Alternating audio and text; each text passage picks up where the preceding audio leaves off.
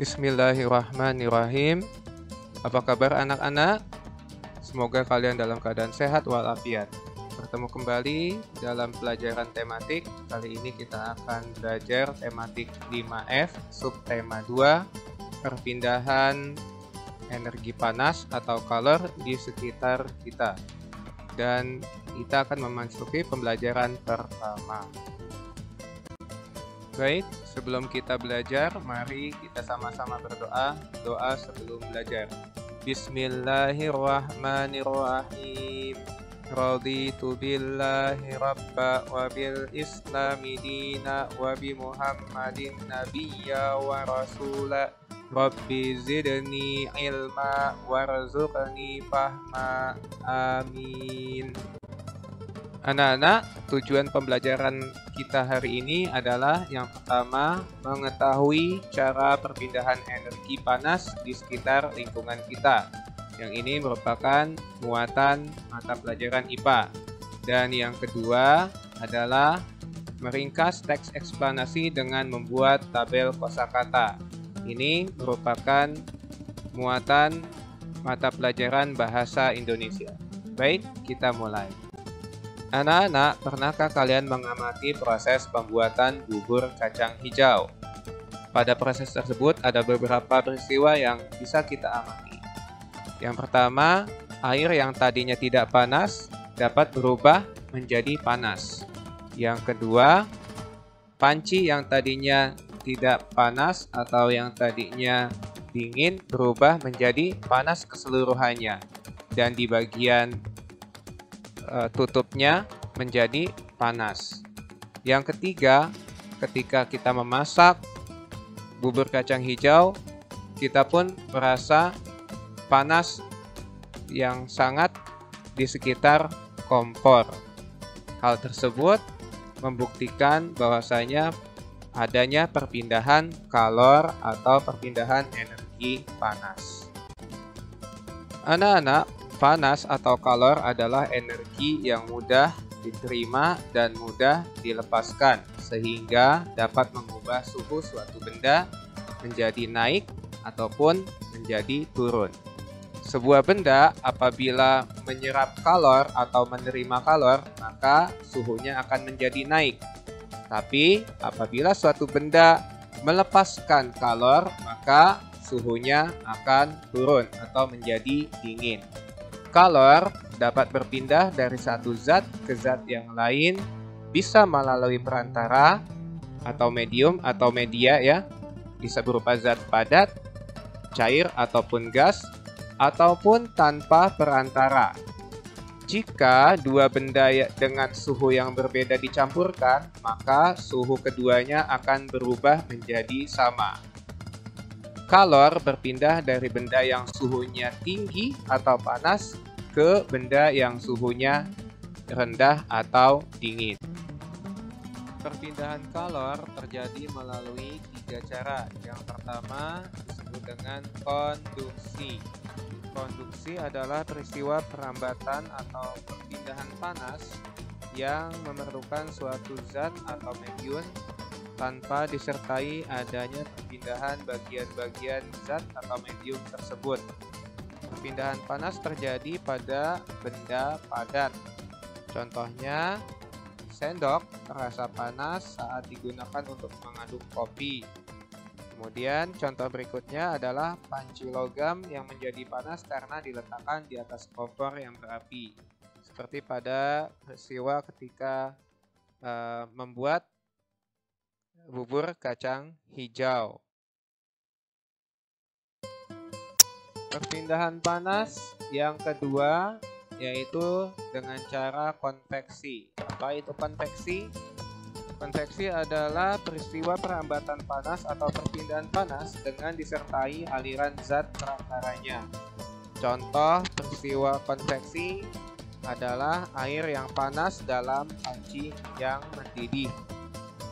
Kemudian yang kedua contohnya adalah adanya angin darat dan angin laut.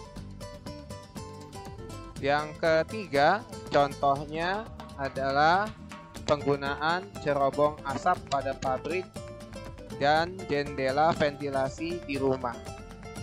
Pemanfaatan ventilasi sebagai sirkulasi udara di dalam rumah juga memanfaatkan perpindahan panas secara konveksi. Perpindahan panas atau perpindahan kalor yang ketiga yaitu dengan cara radiasi. Apa itu radiasi? Radiasi adalah perpindahan panas atau perambatan panas tanpa disertai medium atau zat perantaranya. Contoh, pada peristiwa panas matahari sampai ke bumi.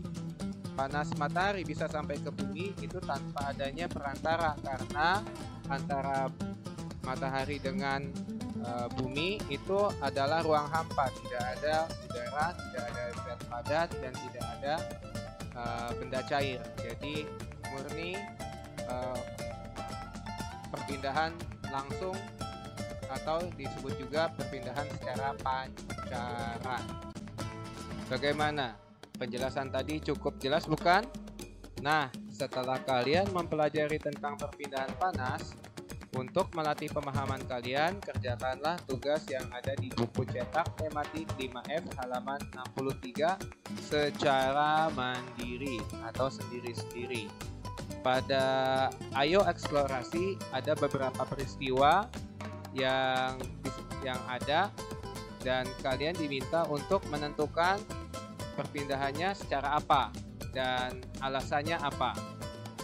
Nah, kalau sudah kalian lihat, kalian tuliskan di bagian Ayo Rumuskan.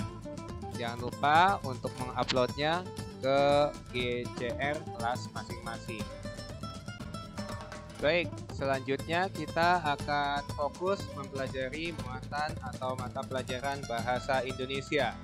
Meringkas teks eksplanasi. Untuk meringkas teks eksplanasi dapat dibuat melalui beberapa cara. Pada pembelajaran pertama, kalian sudah mempelajari cara yang pertama, yaitu dengan membuat peta konsep. Lalu untuk hari ini, kalian akan berlatih cara yang kedua, yaitu dengan membuat tabel kata kunci. Tabel kata kunci berisi informasi penting yang terdapat pada setiap paragraf yang dibuat dalam bentuk kata kunci. Contoh, kalian bisa melihatnya di buku tematik 5F halaman 66. Pada halaman tersebut terdapat teks bacaan dari media cetak yang temanya adalah selain kuat, benang laba-laba adalah penghantar panas terbaik. Nah, dari wacana tersebut terdapat 4 paragraf yang pada masing-masing paragraf terdapat satu kata kunci dan informasi penting dari tiap paragraf. Setelah kalian mempelajari bagaimana membuat tabel kata kunci untuk melatih pemahaman kalian, maka kerjakanlah tugas yang ada di buku tematik 5F halaman 68.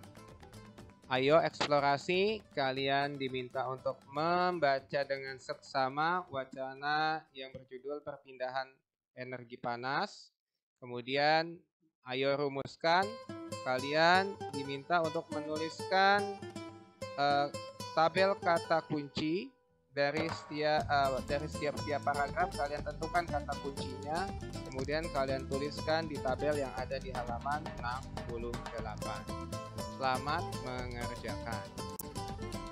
Baik, setelah kalian mempelajari tentang perpindahan panas dan teks eksplanasi, maka sudah seharusnya kita senantiasa bersyukur kepada Allah Subhanahu wa Ta'ala karena telah menciptakan matahari yang sangat bermanfaat bagi kehidupan manusia dan makhluk hidup lainnya.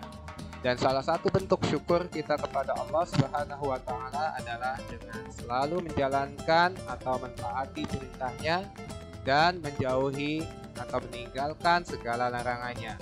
Semoga kita menjadi hamba-hamba Allah yang selalu bersyukur. Amin ya Rabbal Alamin. Baik, kita tutup pelajaran hari ini dengan beristighfar bersama, astagfirullahaladzim, astagfirullahaladzim, dan doa kafaratul majelis, subhanakallahumma wa bihamdika, asyhadu an la ilaha illa anta, astaghfiruka wa atubu ilaik. Assalamualaikum warahmatullahi wabarakatuh.